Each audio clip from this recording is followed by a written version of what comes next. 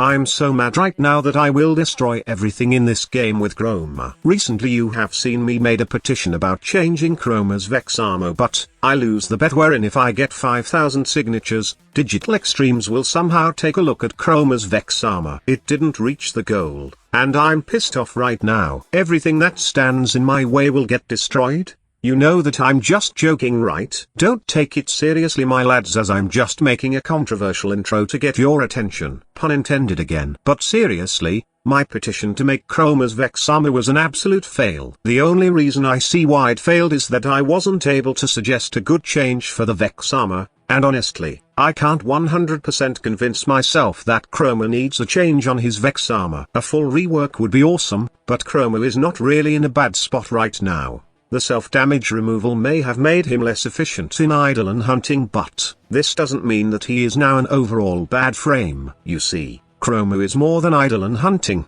and all you need to do is explore the true potential of this frame outside of just one mission. That's what I did, and it somehow comforted me, and allowed me to easily accept the fact that Chroma isn't top tier anymore in Eidolon hunting. So, instead of dwelling on things that we can't change, let's try to explore the good side of Chroma. Long story short, Chroma is still good because he can take down big bosses in the game. Not just bosses, but he is very viable in any high-level missions because of two factors. One is his survivability. Vex armor may have received some nerfs in the past, but this ability is still very effective in increasing Chroma's survivability. The increase in armor is pretty huge, that it allows you to gain over 90% damage reduction easy with this frame. Don't worry, as I will try to explain later in this video how you can min-max the armor of Chroma to gain the best damage reduction for this frame. The other thing that makes this frame good is that Chroma is a weapon specialist. No, he doesn't use multiple weapons, but he somehow makes all weapons that he wields extraordinary. The damage boost from his Fury buff isn't as lethal as before, but this is still one of the best damage boosting abilities in the game. The combination of survivability and damage boost is what makes Chroma likable. Even without self-damage, I would still pick Chroma since he can do specific missions without breaking a sweat.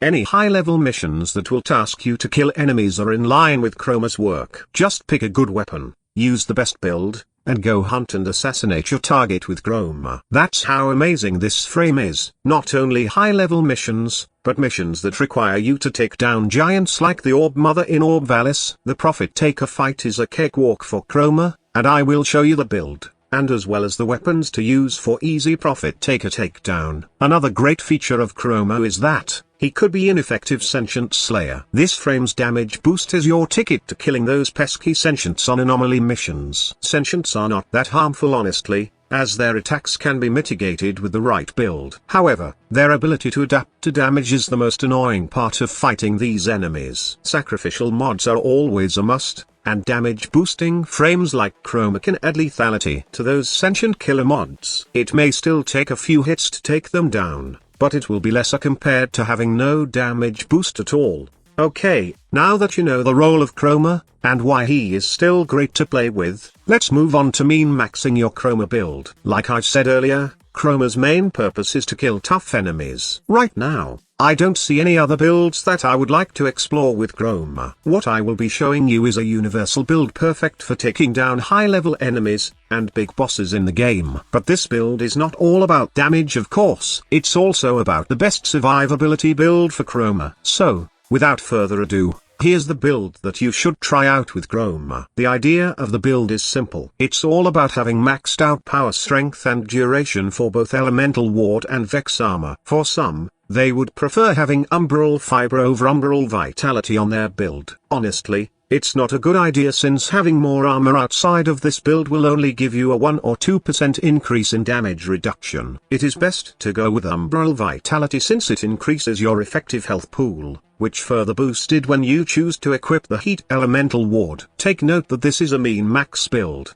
and all of the mods in here are important. I didn't just place Steel Fiber on this build randomly, but because it gives out the best damage reduction output for my playstyle. With this build, your Chroma will gain about 96% damage reduction when Vex armor is on, and you choose to have the Cold Elemental Ward. But like I've said, effective health is greater than damage reduction for this situation. So, I suggest that you go with the Heat Elemental Ward. When you do, you will gain 94% damage reduction, 28k effective health, and the ability to instantly restore your health. For those asking what is the best element when it comes to survivability, I highly suggest heat over cold. Cold may give you more armor, but the difference is not big enough, especially if you are using this mean max build. Another thing that I should talk about is adding armor arcanes on your build. A max rank Arcane Guardian and Arcane Tanker are the best choices. Arcane Tanker may ask you to use your heavy archgun every minute, but it's way better since you can incorporate it in your Chroma build without sacrificing anything like focus choices, when you decided to equip Arcane Ultimatum. So anyway, what I want to talk about is if it's worth equipping armor arcanes on Chroma right now. In my honest opinion, you are better off with other arcanes than armor. If we will add Arcane Ultimatum,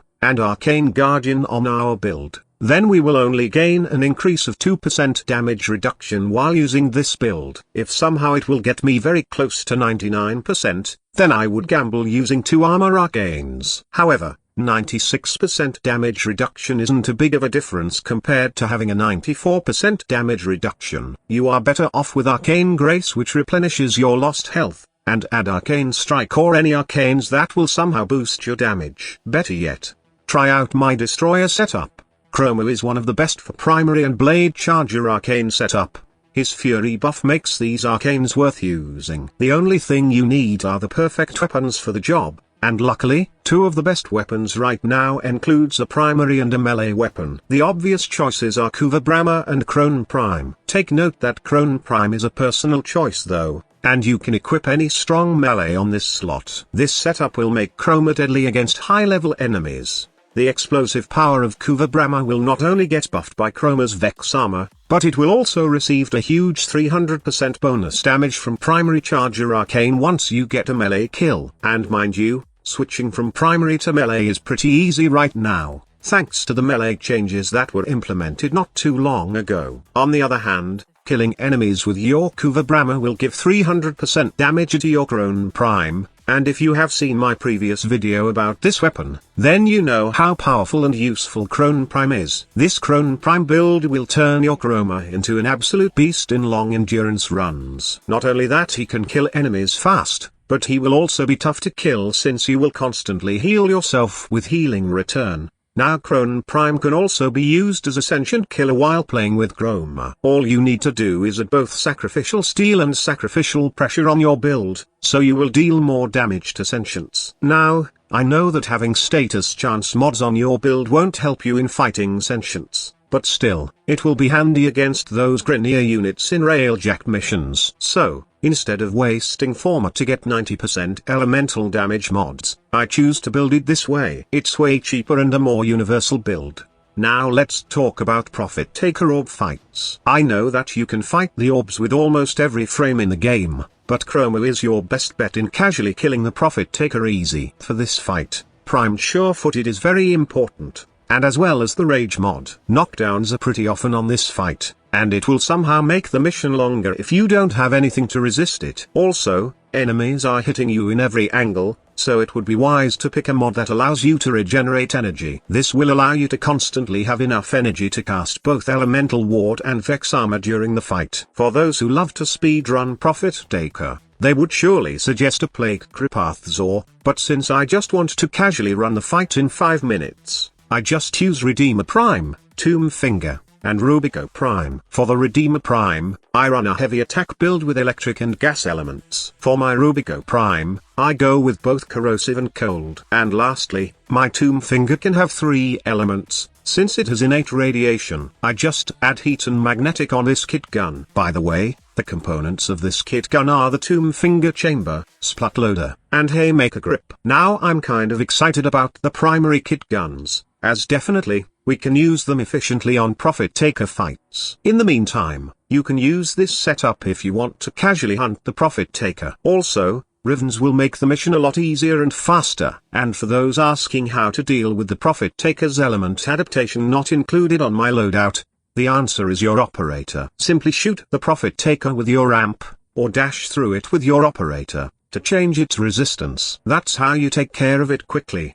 Two things that I should add before we proceed to the outro of this video is, first, I want to talk about the kit gun arcane called Pax Bolt. This is one way of gaining more damage and survivability with Chroma, but the activation is quite tricky. You should activate Vex Armor after the Pax Bolt buff procs, and not during a recast Vex Armor. Also, in terms of damage mitigation, Pax Bolt doesn't actually give you more damage reduction. Instead, it gives you more effective health. When using this Chroma build, you will have 28k effective health when your Scorn buff is at max. If you use Pax Bolt on this setup, then that effective health will jump to 34k. In most instances, this arcane is best used in long endurance runs, and it's just optional and not mandatory for Chroma. Lastly, it would be your choice to add another umbral former for Chroma. Another umbral former means you can insert umbral fiber, which will give this build an overall 95% damage reduction,